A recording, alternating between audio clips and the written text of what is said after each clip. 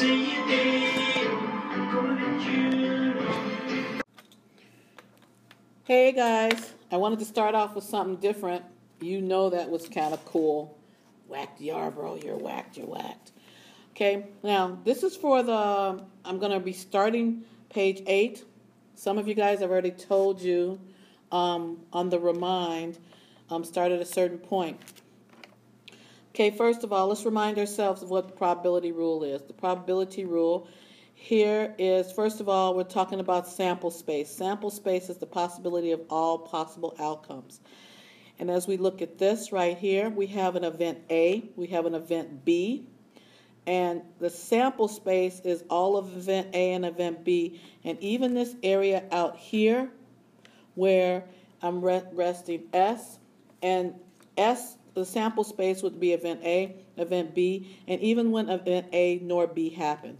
So it's kind of like finding a person that is a, we did today in class a junior and a male,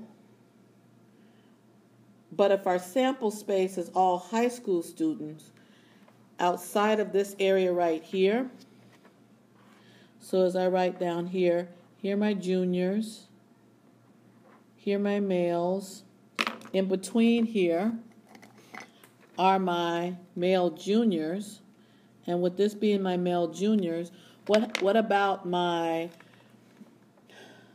females? What about my freshmen, sophomores, and seniors?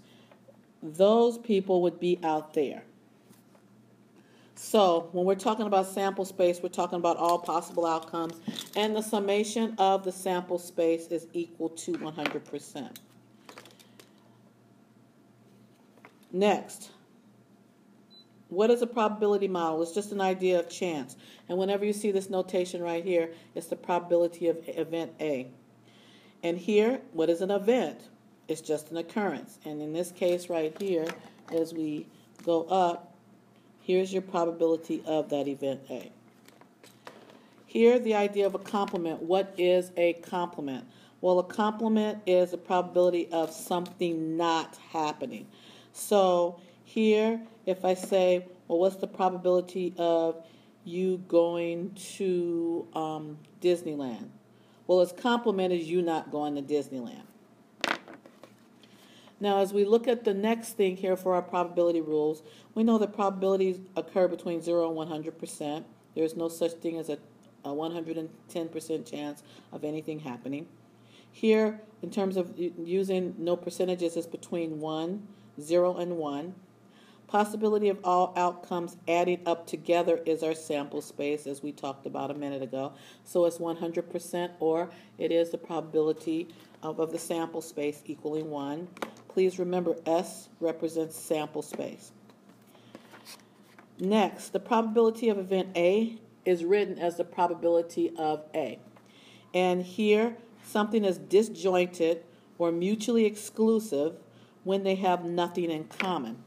I mentioned today, and I'll just say it again because this is my reality. When I think of these, I think of Siamese twins. I think of conjoined twins that are no longer, that have been operated on, that are no longer together. Here's twin A, here's twin B. So they have nothing in common, so the probability of them. Next, here, re-mentioning the idea of the complement. Probability of A not is the same as the probability of complement, that is a C, which is 1 minus the probability of it not happening. So as you can see that down here. Then next, here the addition rule. For the addition rule, things are mutually exclusive or disjointed, meaning they have nothing in common. The probability of event A or event B is you just take the probability of the two events and add them up together. Okay, so today in the different classes, we found out the probability of all students, it was 26 at the time. It was 15 females. There were 4 juniors, 1 was a female, and 3 were males. Had to demote a girl from senior to junior status because we truly didn't have any junior females. But anyway, I digress. The probability of, so here, not the probability, the number of males is 11. So, as I look at another rule right here, well, first of all, going back to this, it is possible to have a female junior or a male junior. So, these events would not necessarily be mutually exclusive. Not necessarily, forget that. They're just not. Okay? Now here are some of the die that we made last year, and here are some coins. Okay, so before I talk about the student situation, what's the probability of, let's just take some decent looking die. This one looks crazy. This looks a little, ooh. This one, I was going to say this was nice, but this is the real one. Okay, so here I'm going to just take these right here. Okay, so I'm just taking a pink one because you can see it. What's the probability of getting a 3 on this dice? Well, you know it's 1 out of 6. And then what's the probability of getting just the heads on one coin? Well, we know that that's 1 out of 2. All of this is theoretical probability. Okay? But then, do they have anything in common? And the answer is, of course, no. A die is a die. A coin is a coin. Never the two shall meet. Maybe if I get a coin and I stab this die before it's dry. But the reality is the probability of a 3 and then the probability of, I don't know if I said heads or tails, let's go with tails, is going to be 1/6 plus 1/2. And you guys go ahead and do the math on that. There it is right there. So that is the 67%. Now that's an example right here of, like I was saying, mutually exclusive, disjointed. But let's go back to the situation I was starting to talk about, the male versus females. Here are the number of males, females, and juniors that I had in the class. There's the total class amount. So the probability of, I want to know what's the probability of junior males. Well, the probability of juniors, it was 4 out of 6, coming from here. The probability of males is 11 out of 26. It's coming from there. Okay, but if you remember, I've got right here, I've got 1 female junior and I've got 3 male juniors. So that means that right there is the intersection, okay, or more specifically, the overlap. My male juniors were counted twice. So with that being said, I got to count them only once. So I'm going to subtract the overlap. So this is a prime example of not mutually exclusive, okay, or not disjointed, or I'll just cross it out and say that they're jointed. The equation, if you remember back from Math 3 or Algebra 2, if A and B are not mutually exclusive, then here's the probability of one event minus the probability of another, plus the probability of another event minus, I need to pause. I'm sorry, I don't know where I left off. Teacher call with some not very good news, but let's just move on. So I believe I was saying that I have overlap here. I don't want to count these male juniors twice, so I have to take it out. So my final answer is going to be 11 over 26 and whatever that percentage is. Okay. The next thing I want to do is talk about problem number 40, tossing a coin. And we're talking about the idea of what sample space is. Now I need to check out the time. I'll tell everybody to start coming on at 10 minutes after.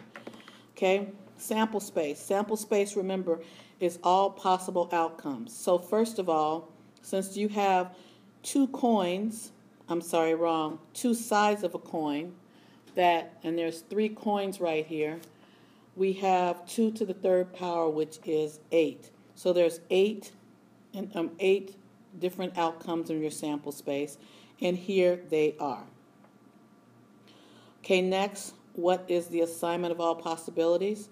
Well, here, one event is going to be 1 over the total amount of total sample space.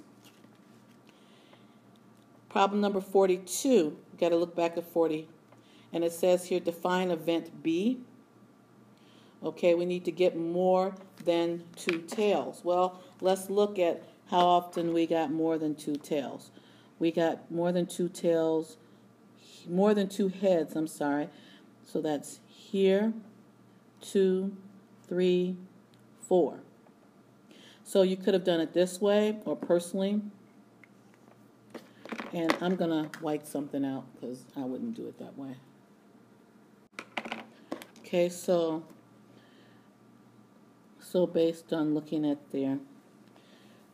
Okay, so as we see the highlighted area. Okay, next problem. Problem number 44. We're rolling the dice, and we want to see what the probability, if it's a probability model. Now remember, for it to be a probability model, the sample space has got to equal 1. So our question is it the sample space equal to 1? And let me pause for a minute. I want to go back to page, what page is it? What page is it? Go back to the prior page, page 8, and here, probability model. I said it's the idea of chance, and I need to remind myself of the sum of the probabilities equal 1. Okay?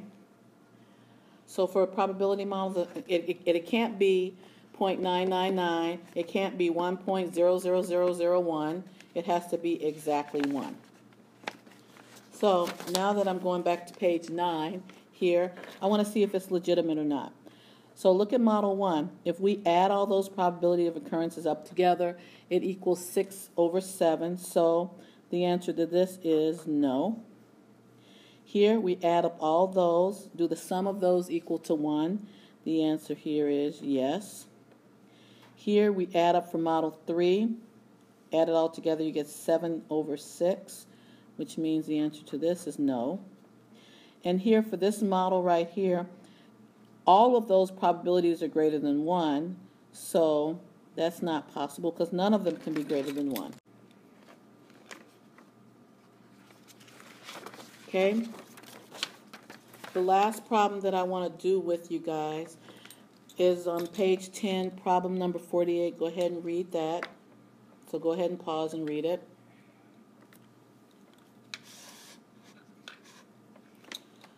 Welcome back. I can only imagine how terrible my voice sounds on the phone. Okay, so here.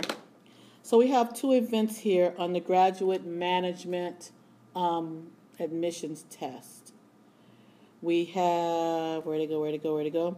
20% are currently undergraduates in business, and 15% are undergraduate students in other fields of study, 6% college graduates. So the bottom line is here is that the 20%, the 15%, the 60%, and the 5% all add up to be 1, so it is a legitimate probability. That's number 1. Okay, number 2, answering the question. Okay, what is the probability that the customer is currently an undergraduate? Okay, so here, these are mutually exclusive events. They are disjointed. They have nothing to do with each other. So we're looking at the probability of the customer. So event A is their undergraduate. Event B is that first of all, they're undergraduate in business, and event B is their undergraduate, but they're in another field.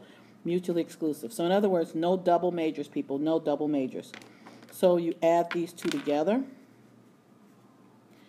and that's where you get the 0.35. Okay, then next, part B. What is the probability that the customer is not an undergraduate business student? Well, here, our undergraduate business student, again, is 20. Those are the notes, so I'm going to put what the homework is online. This thing cut off on me a couple times, so I'm really hoping that it did not, that it taped everything. Take care, guys. Have a great weekend. I will send you a reminder in a minute. More like a little later. Okay. Have a great weekend. Bye-bye.